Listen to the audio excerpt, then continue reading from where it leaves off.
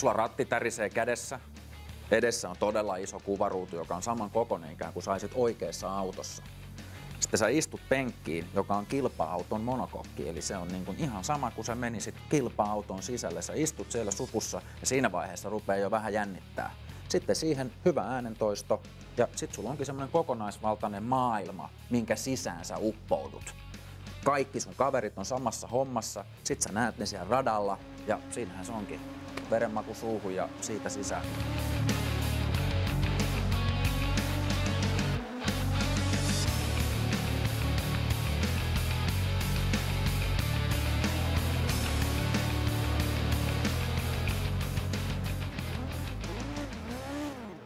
Mistä sait aikanaan idean rakentaa tämmöisiä kilpa-autosimulaattoreita? No oikeastaan idea lähti omasta harrastuksesta. Eli niin kuin joku aikaa sitten jo kaveriporukalla mikroautoiltiin vuosia sitten ja siinä vaiheessa oli pelisimulaattorit, tämmöiset kotona pelattavat pelit oli tullut markkinoille ja sitä kautta sitten lähdettiin etsimään, että miten saataisiin sitä omaa pelaamista kehitettyä sellaiseksi, että siinä olisi niin kuin enemmän tekemisen meininki. No sirkuitin laitteet on koottu parhaista markkinoilla olevista tuotteista, eli Aasiasta, Japanista tulee polkimet, runko on alun perin Australiasta alkuperää ja sitten täällä ollaan kotimaisin voimin sirkuitin oman tuotekehittelyn puitteissa tehty sitten kestävät ja tehokkaat ratit ja aika hyvin ollaan tyytyväisiä siihen, minkälainen kokonaisuus siitä on tullut. Käytännössä virtuaalinen kilvanajo on kilvanajoa siinä, kun mikä tahansa muukin radalla ajettava. Eli jos nyt vertaillaan vaikka mikroautoiluun, niin yhdistävä tekijä on tietysti se, että kaikki ajaa samalla radalla. Virtuaalikilpa-autoilun ehdottomasti hyvä ja vahva puoli on se, että mahdollisuuksia, niin kuin se, että millä autoilla ajetaan, millä radoilla ajetaan, miten paljon pystytään kehittämään sitä omaa ajamista ja tietotaitoa autourheilusta, niin siellä ihan selkeästi on se simulaattoripuolen monipuolisuus. Kotitietokoneisiin on tänä päivänä tarjolla monenlaisia erilaisia autopelejä. Millä tavalla nämä sirkuitin simulaattorit eroaa tämmöistä kotitietokoneen pelistä? No varsinaisesti se, mitä kuvaruudulla näkyy, niin se on samanlainen se näkymä, mutta sitten se, että minkä tyyppinen käyttöliittymä simulaattoripeleissä, sirkuitissa, ajatus on se, että se on kaupalliseen käyttöön, jolloin siellä on se pelien monen tietokoneen hallinta on tehty huomattavasti helpommaksi ja tarkoitus on se, että niin kuin se yhdessä pelaaminen ja kilpaileminen on mahdollisimman helppoa ja vaivatonta. Ja siellä se oikeastaan ne perusasiat siellä pyörii. Millä tavalla vertaat simulaattoria ja oikeaa Formula Ford kilpa-autoa toisiinsa? Voiko niitä oikein verrata? No kyllä niitä periaatteessa voi, että ainut ero niissä on, että kun ajaa tulos, niin ei pelota, mutta oikealla autolla se ottaa vähän mahan pohjasta, kun se lipee sinne nurmikolle. Että täällä ei tarvitse pelätä, että itselle sattuu mitään, että voi ihan huoletta reenata rajat siihen radalle ja sitten on hyvä hypätä puikkoihin oikealla autolla, että tietää vähän mihin pitää kääntyä ensimmäistä kurvista ja missä suunnilleen jarruttaa, ettei mene suoraan sinne nurmikolle. Että täällä on hyvä harjoitella ja tää on kumminkin aika realistinen toi softa, että se on aika kohdillaan. Jos puhutaan niistä tuntemuksista tuolla simulaattorin sisällä, kuinka lähellä ne on oikeata kilpa-autoa?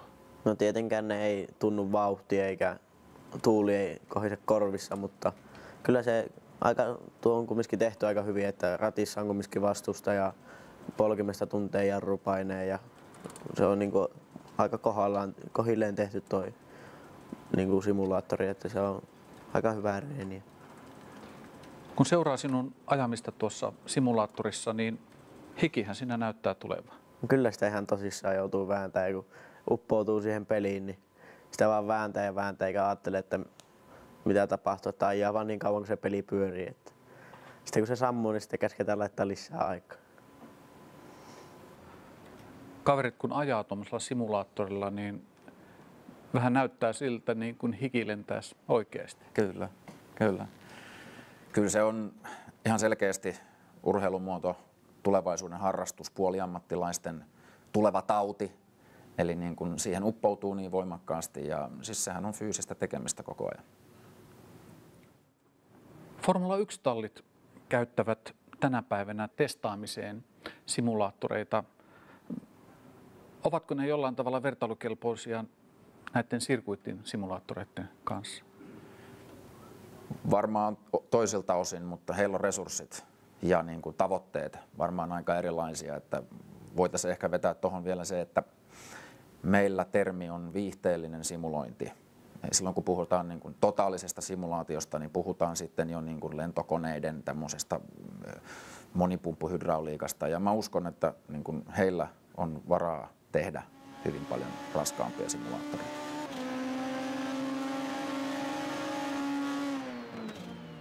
Eli ratoja ja autoja on aivan rajaton määrä.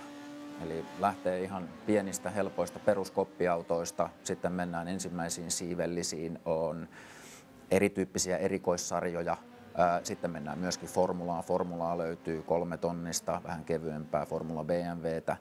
Meillä Suomessa on käytössä sitten myöskin osa suomalaisista radoista ja tarkoitus on se, että saadaan myöskin tälle ruotsalaisen yhteistyökumppanille vietyä ne radat sinne heidän julkiseen levitykseen. Ja näin.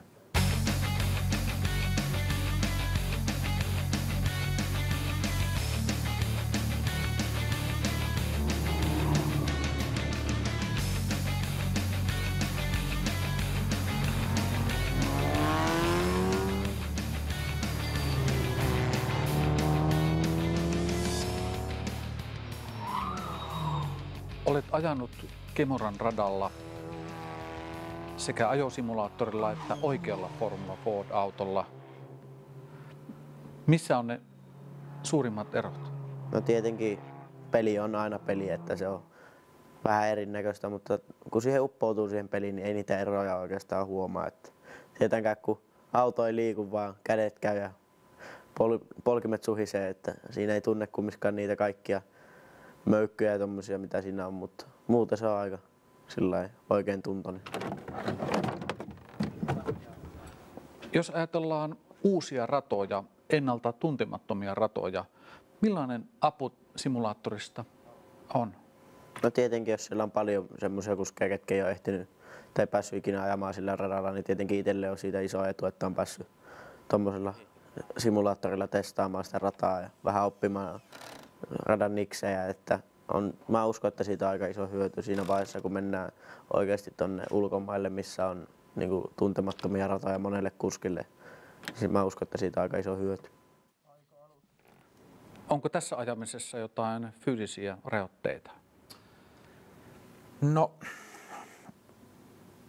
koko. Mä voisin sanoa, että koko on se, että jos sä oot vähän liian innokas ja vielä sitten vähän liian nuori, niin säästetään se innokkuus ja odotetaan vielä vähän aikaa, että tulee vähän lisää mittaa, niin sitten.